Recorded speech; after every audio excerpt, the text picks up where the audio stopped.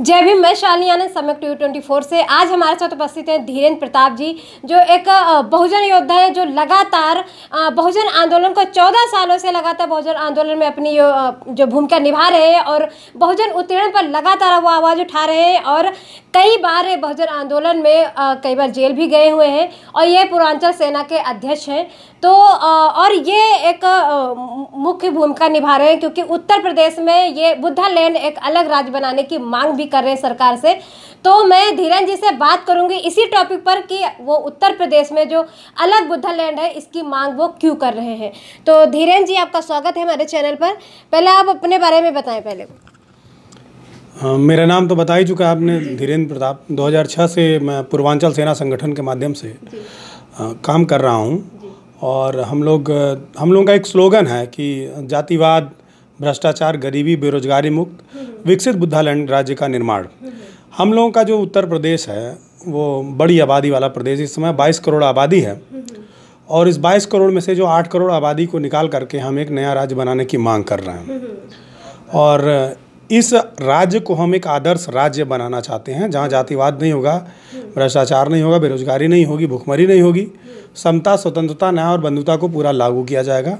हमारा मानना है कि अगर हम इस राज्य को अलग करा लेते हैं और हम अपना स्लोगन देते हैं उसको लागू करा लेते हैं तो पूरे देश के युवाओं के लिए यह आदर्श होगा कि वे आगे बढ़ करके और समता, स्वतंत्रता, न्याय और बंधुता का जो अनुपालन है वो पूरे देश में कराएं, जैसा कि हम लोगों ने पूरी उत्तर प्रदेश में कराने की बात कर रहे हैं। आपको ऐसा क्या लगा कि हमको उत्तर प्रदेश में आखिर क्यों चुना आपने कि हमें इसको बुद्धा लैंड अलग कराना चाहिए, अलग राज्य बनाना चाहिए? ऐसा कैसे दिमाग में आया आपके?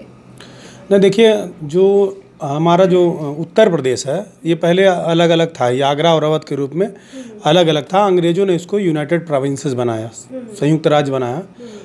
अभी जब राज्य अलग होने, देश आज़ाद होने के बाद हमारे देश में संविधान लागू हुआ और जो हमारा संविधान है वो कहता है कि सत्ता का विकेंद्रीकरण होना चाहिए, आम आदमी के हाथ में सत्ता पहुंचनी चाहिए, तभी लोकतंत्र मजबूत होगा। तो जो मुख्यालयों से दूरी है, हाई कोर्ट से दूरी है, लोक सेवा आयोग से दूरी है, उस दूरी के नाते जो आम जनता है उसकी पहुंच न्याय तक नहीं हो पाती, शासन व्यवस्था तक नहीं हो पाती है। एक ये बात है। दूसरा, बड़ा जब प्रदेश होता है तो ज़्यादा लोग होते हैं और उनको संभालने के लिए जो मुख्यमंत्री होता है वो एक ही होता है। अब 22 करोड़ की आबादी के बीच में एक मुख्यमंत्री, निश्चित तौर पर वो उसको किसी भी तरीके से संभाल नहीं सकता है। लॉ एंड ऑर्डर मेंटेन करने में दिक्कत होती है, शासनिक संचालन, प्रशासनिक संचालन में दिक्कतें होती हैं। तो जब हमारा देश आज़ाद हुआ तो छोटे छोटे राज्यों की परिकल्पना हुई। उसी समय उत्तर प्रदेश को 5 भागों में विभाजित किया गया था, लेकिन राजनीति के नाते जो है टलता गया और एक राजनीति ऐसी भी चली कि इसको पीछे रखा जाए, उत्तर प्रदेश को पीछे रखा जाए, बिहार को पीछे रखा जाए और आज भी पीछे है। तो हम इस राज्य को अलग करके छोटा करना चाहते हैं, छोटा करके यहाँ के शासनिक और प्रशासनिक संचालन को ठीक करना चाहते हैं। एक अलग मुख्यमंत्री 8 करोड़ का होगा तो निश्चित तौर पर उसके पास जनता की आवाज़ सुनने के लिए समय होगा। अभी आपने देखा होगा कि 2 दिन पहले विधानसभा के सामने एक महिला ने आत्मदाह कर लिया। वो इसलिए किया क्योंकि उसकी आवाज़ मुख्यमंत्री तक नहीं पहुंच पाई। भाई, जब थाना काम नहीं करेगा, आप डीएम कमिश्नर के पास जाएंगे वो नहीं सुनेंगे, तो आप अपने सांसद विधायक के पास जाएंगे वो नहीं सुनेंगे, आप सीधे सरकार से गुहार लाएंगे। लेकिन 22 करोड़ की आबादी है, एक मुख्यमंत्री कहाँ देख पाएगा उसको? और वो मुख्यमंत्री अगर धर्म के नाम पर मुख्यमंत्री बना हो तो उसको तो डेवलपमेंट से कोई लेना देना है नहीं। तो ये सारी दुश्वारियाँ, इस नाते हमको अलग राज्य चाहिए। आप जैसे पूर्वांचल से आते हैं और पूर्वांचल में काफ़ी ज़्यादा आबादी जो है वो अशिक्षित है, तो इस पर क्या कहेंगे आप?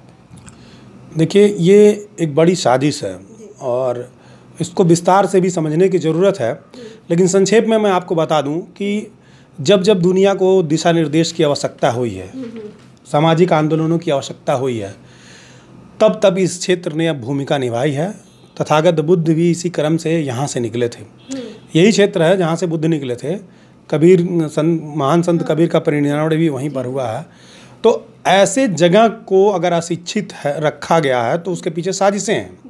देश एक साथ आज़ाद हुआ तो निश्चित तौर पर उत्तर प्रदेश भी आज़ाद हुआ होगा, बिहार भी आज़ाद हुआ होगा, लेकिन उत्तर प्रदेश और बिहार आज लेबर जोन बना हुआ है। सबसे ज़्यादा आईएएस बिहार से निकलते हैं, लेकिन सबसे ज़्यादा लेबर बिहार से निकलते हैं।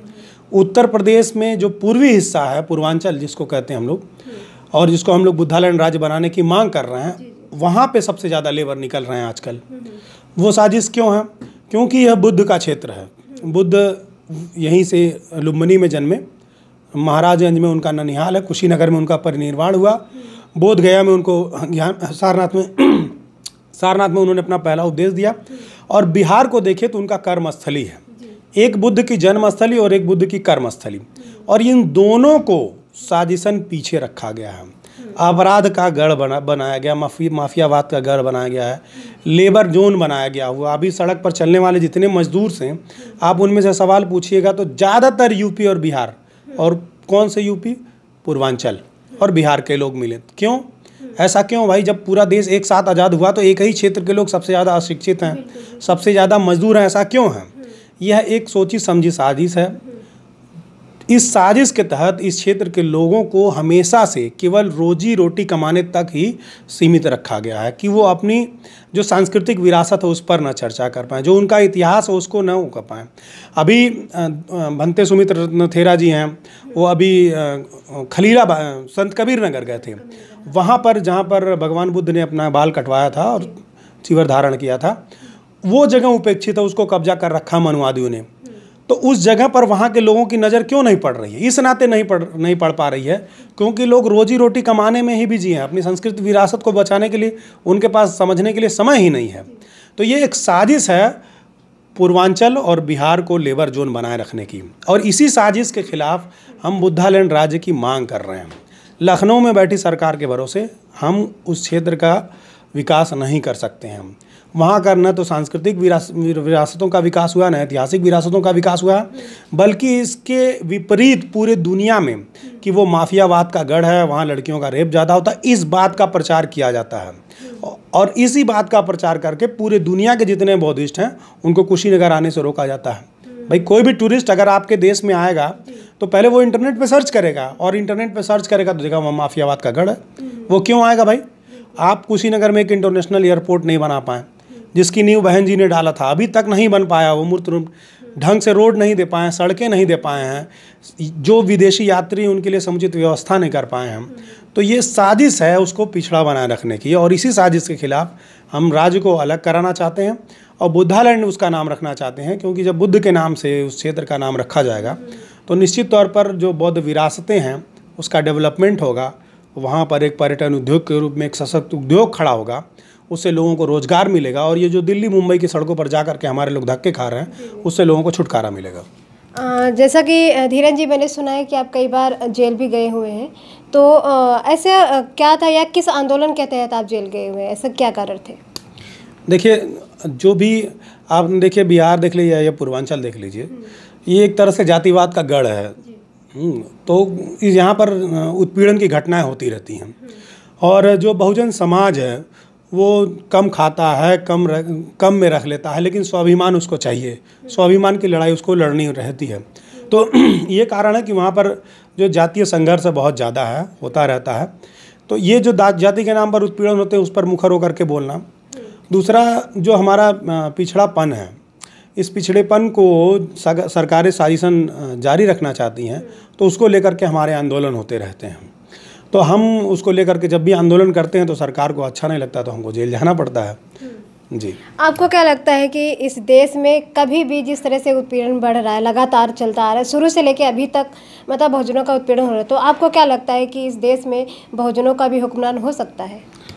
जी बिल्कुल हो सकता है। आप सोचिए कि संविधान लागू हुए अभी 70 साल हुआ है, और ये लोग हजारों सालों से ज़मीनों पर जिनका कब्जा है, सोना चांदी जिनके पास है, संपत्ति है, नौकरी में अधिकार है, शिक्षा का अधिकार है, 5000 सालों से ये कब्जा जमाए हुए हैं। 70 साल संविधान को लागू हुआ, और 70 साल संविधान लागू होते होते आज जो बहुजन समाज, जिसको कोई अधिकार नहीं था, कोई राइट नहीं था, सर उठाकर चलने का राइट नहीं था, कुर्सी पर बैठने का राइट नहीं था, धन संपत्ति रखने का राइट नहीं था, वो उनसे बराबरी का टक्कर ले रहा है मात्र 70 सालों में। और उन 70 सालों में पहले 40 साल तो उसको संविधान समझने में लग गया, पहले 40 साल संविधान समझने में लग गया, पहली दूसरी पीढ़ी को। तीसरी पीढ़ी ने संविधान को समझा तो उसके पास कोई मीडिया नहीं था। 2009 में देखिए फेसबुक आया, 2012 में व्हाट्सएप आया है, और इन जब सोशल मीडिया की क्रांति आई है तब जाकर के बहुजन अपने बात शेयर कर पाया। और इतने कम समय में अगर वो मनुवादियों की आंखों में आंख डाल करके बात कर रहा है तो आप कल्पना कर सकती हैं कि आने वाले 50 सालों में बहुजनों का राज स्थापित हो जाएगा भारत पर पूरी तरह से।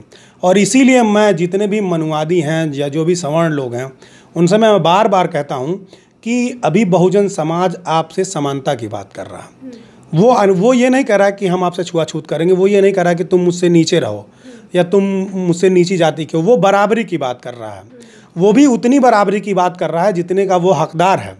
और उस बराबरी को आप नहीं देंगे तो निश्चित तौर पर जब बहुजनों का राज आएगा तो प्रतिशोध की कार्रवाई हो सकती है। आपको क्या लगता है कि जिस तरह से अब लगातार इसमें बुद्धा लैंड उत्तर प्रदेश में मांग कर रहे हैं बनाने की, तो जो बुद्धा लैंड की जो परिकल्पना है, आपको क्या लगता है ये बहुजनों की दशा बदल सकता है? देखिए, बुद्धा लैंड की परिकल्पना जो है वो सत्ता के विकेंद्रीकरण का है।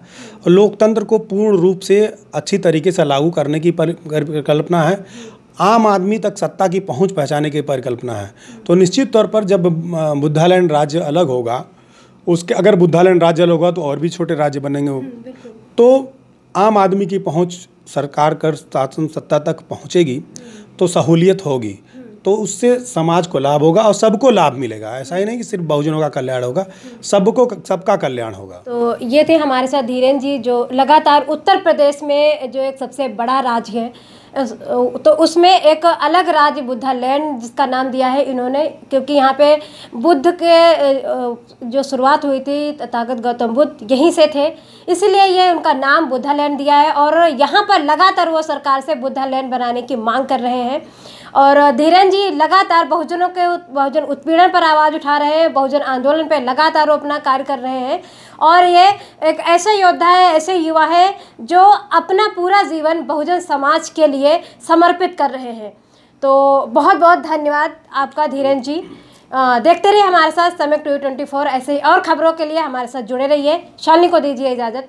जय भीम। सम्यक टीवी 24 को लाइक, शेयर, सब्सक्राइब